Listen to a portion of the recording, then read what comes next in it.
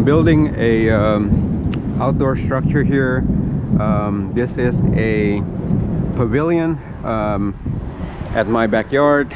It's actually a main pavilion. It's actually three structures joined together. It's a what they call the hybrid pavilion.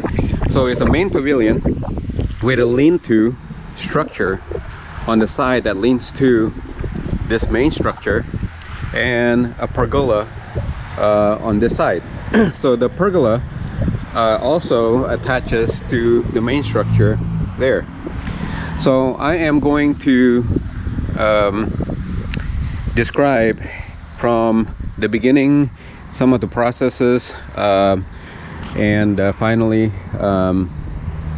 some issues that we have, and finally the cost of building this pergola. So this is about a week into the work, and the first day,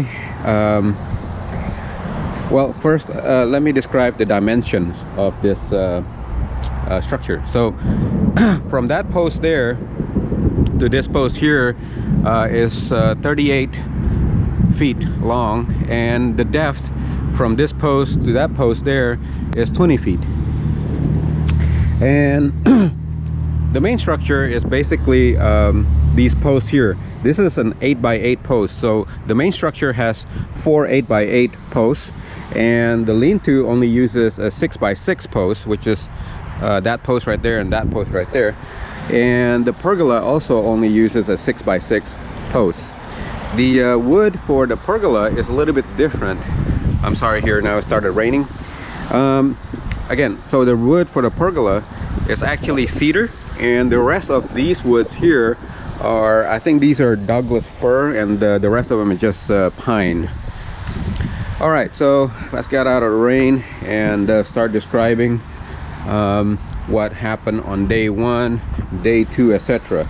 So the first thing that we did is on day 1 is we measure where we are going to have the posts, starting with the big ones first.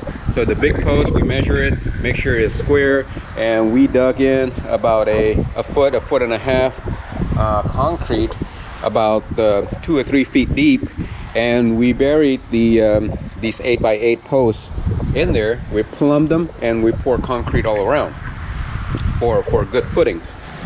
So that goes on from that particular footing there, that, and that. So after that is done, then we went ahead and dug for the lean-to posts, that and that, and then the pergola posts also, which are that 6x6 post and that one. We wait until the concrete dries, and then afterward we start putting the beams. So at first we did the second day, we did the beams all around, which are 12 by 1 beams, and they just kind of get nailed in, and we haven't come back.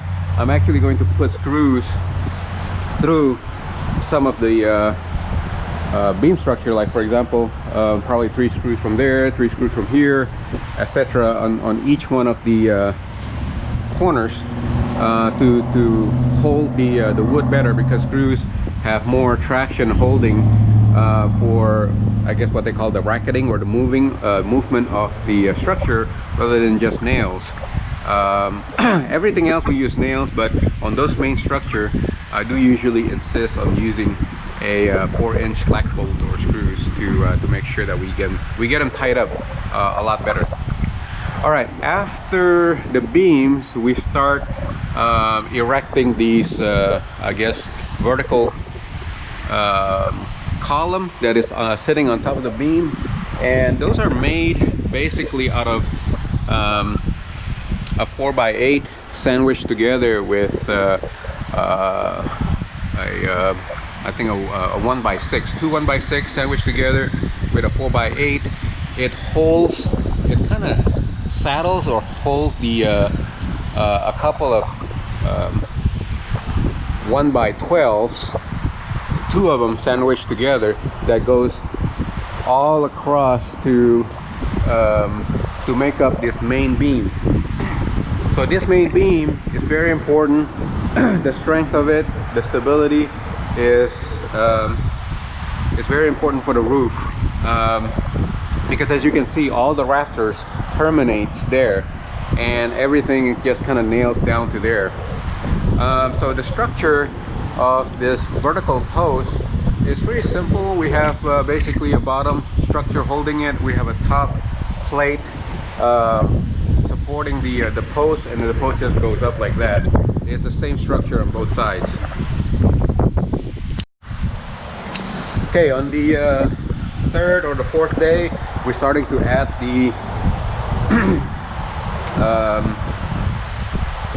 the lean-to structure. So we added the extra rafters here to do the lean-to structures, and we used also the same beams structures to tie up the lean-to to the main pavilion. And you may wonder, why do I have this kind of like structure this way? It's because we are actually not creating this structure as a bare, I guess, bare wood decor, kind of like a what they call a Texas style pavilion or barn door. I mean a rustic look with the truss exposed.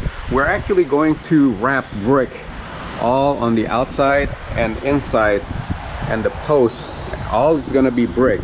The idea is that I want to mimic or copy the look of my home. So we're going to be using the same brick, same paint, same shingle, even for the roof, to make it look like this pavilion actually belongs as part of the house, and it's not a structure that we added later, even though it is. So like I said again, the inside here is going to be brick. That's going to be brick. The columns are all going to be brick. There's actually going to be an arch, brick arch right here, which is going to be really nice. Same thing at the back here. There's going to be a brick arch. There's not going to be an arch there on the pergola. There's no arch on this side either. It's just going to be straight, but this is going to be brick, lined with brick here. And let's see what else. Yeah, so this is about a week in, and we have also run the cables for the electricity. We're not done yet at this time. And we're about to do shingles next on a couple of days, and then we're going to be completing the soffit. We do have the areas for the soffit already framed, and this area also here is almost done. So we're just going to put the soffit up together, and then